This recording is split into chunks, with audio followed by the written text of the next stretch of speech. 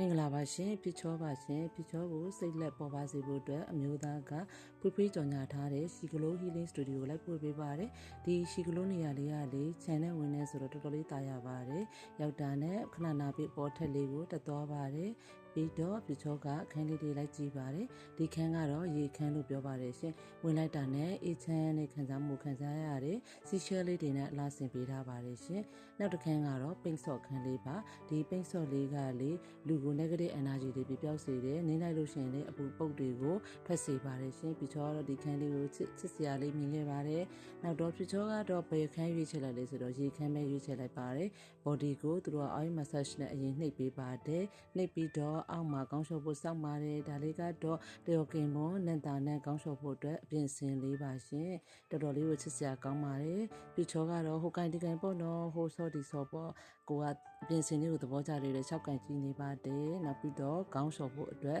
အစင်လေးလှုပ်ထားလိုက်ပါတယ်ရှင်ဆိုင်ဘက်ကကောင်းလျှော်ပေးတာကလေတော်တော်လေးကိုစိတ်စိတ်ငြိမ်ငြိမ်နဲ့အေးစင်စင်နဲ့ပေါ့ပါတော့ပါတယ်ဒါကတော့ပြန်มาတော့မယ်စပင်းကိုပုံသွင်းပြလိုက်တာပါလှသွားတယ်လို့ခန်းစားရတော့ပေါ့ရှင်ဆိုင်ကိုပြန်ပါတယ်ပင်ကလပ်ကိုလာပါတယ်အဓိကတော့မငွေသိန်းလို့ဖို့ပြန်လာတာပေါ့နော်ကားပေါ်ကဆင်းပါတယ်ရှင်နည်းနည်းပေးများထားတယ်ပေါ့နော်ပြန်လာတော့သမီးငယ်လေးက